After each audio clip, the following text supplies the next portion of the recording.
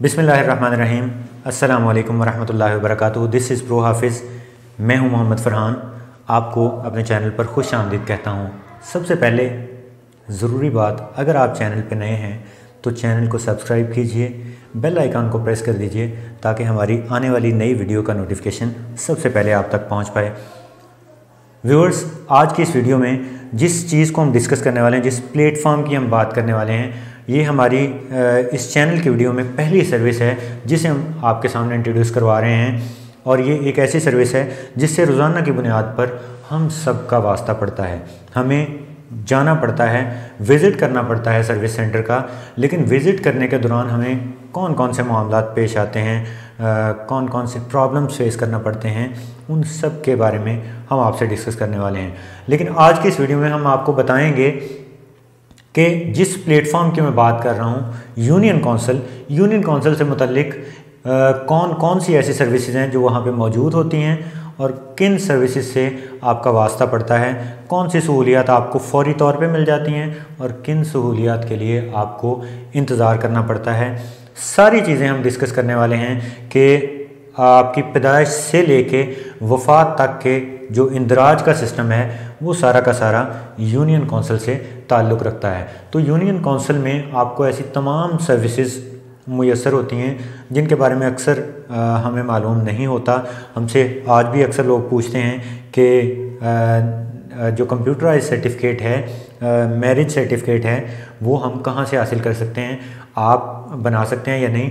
तो हम उन्हें यूनियन कौंसिल जाने का ही मशवरा देते हैं, because all the services are available in union council. तो यूनियन कौंसिल एक ऐसा प्लेटफॉर्म है जहाँ पे आपको a number of services available होती हैं। सबसे पहली सर्विस जो यूनियन कौंसिल में आपको मिलेगी वो है पैदाइश का इंदराज। बच्चे के पैदा होते ही सबसे पहला काम जो है वो इंदराज का होता है, वो आपको यूनियन कौंसिल के प्लेटफॉर्म पे मुयस्सर होता है। कैसे होता है, क्या क्या चीज़ें इसमें रिक्वायर्ड होती हैं, इसमें हम अगली वीडियो में बात करेंगे। इसमें सिर्फ इतना कि पैदाइश का इंदराज आपका यूनियन कौंसिल में होता है। उसके बाद यूनियन कौंसिल में आपकी शादी का इंदराज भी होता है। अगर आप शादी करवा चुके हैं तो जनरली जो सर्टिफिकेट है आपका मैरिज सर्टिफिकेट, वो मैनुअल तरीके से ही बनाया जाता है।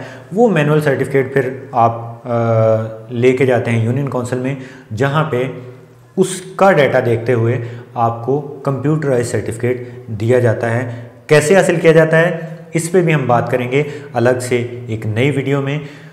तीसरे नंबर पे हमारे पास जो इंदराज होता है वो तलाक का इंदराज होता है। ये किस तरह से होता है, कौन कौन सी चीज़ें चाहिए होती हैं, ये भी हम अगली वीडियो में डिस्कस करेंगे। अभी तक के लिए यही कि तलाक का जो इंदराज है वो भी आपका यूनियन कौंसिल से ताल्लुक़ रखता है।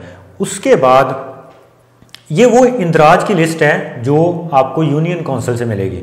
यूनियन कौंसिल आपको फौरी तौर पे इन चीज़ों के इंदराज की सहूलत मुहैया करता है। ये इंदराज होते कैसे हैं, सब पे हम डिटेल से अलग अलग बात करेंगे।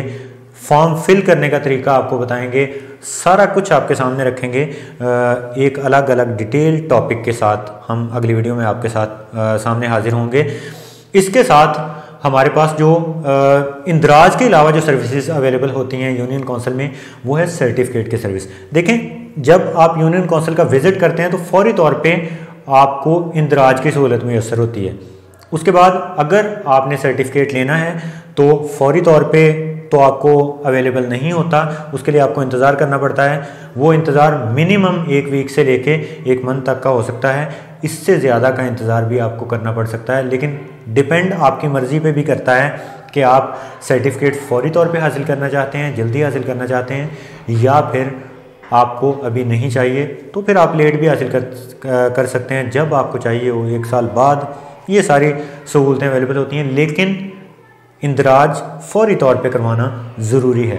अगर इंदराज हो तो आप बहुत सारी एक्स्ट्रा प्रॉब्लम से बच सकते हैं अगर आपने इन टाइम इंदराज करवाया हो। इसके अलावा सर्टिफिकेट में आपके पास कौन कौन से सर्टिफिकेट हैं, जैसे आपके पास इंदराज है, पैदाइश का इंदराज, तो पैदाइश का इंदराज करवाने के बाद आपको पैदाइश का सर्टिफिकेट, जिसे बर्थ सर्टिफिकेट कहा जाता है, वो भी आपको चाहिए होता है।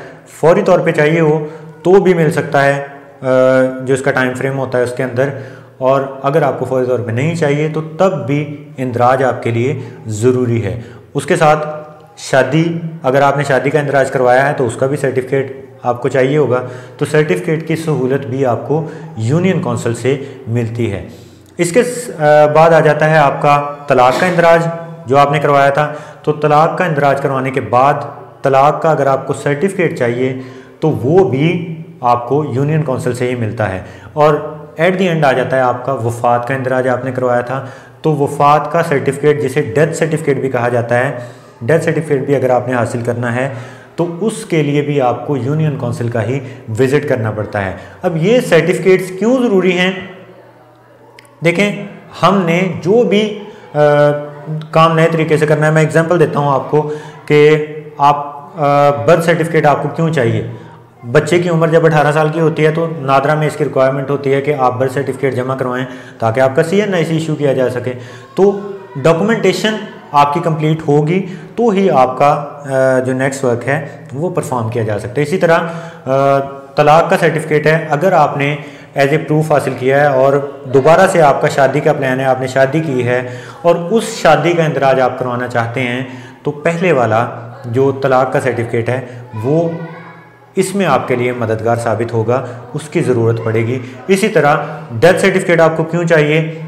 ज़मीन के बहुत सारे मामलात होते हैं, अगर वालिदैन की वफ़ात हो जाती है तो उनकी वफ़ात के प्रूफ के लिए आपको हर जगह पे डेथ सर्टिफिकेट देना पड़ता है। ये वो तमाम सर्विसेज हैं जिनसे आपका वास्ता पड़ता है। ये सारी की सारी सर्विसेज जिनमें पैदाइश का इंदराज है, जिनमें वफ़ात का इंदराज है, शादी का इंदराज है और तलाक का इंदराज है, और इसके साथ साथ इन सब चीज़ों के आपको सर्टिफिकेट भी मिलते हैं। इन सब का ताल्लुक़ है यूनियन कौंसिल से। यूनियन कौंसिल आप सब के एरिया में नज़दीकी कहीं ना कहीं अवेलेबल है, वहाँ पे आपको ये सर्विसेज मिलती हैं। तो ये सारी की सारी सर्विसेज अगर आप हासिल करना चाहें तो आपको यूनियन कौंसिल का विज़िट ही करना पड़ता है। अब ये सारी चीज़ें कैसे होंगी, पैदाइश का इंदराज है कैसे होगा, अगली वीडियो में इस पर तफसील से बात करेंगे। अब तक के लिए इतना ही, इजाज़त दीजिए, अल्लाह हाफ़िज़।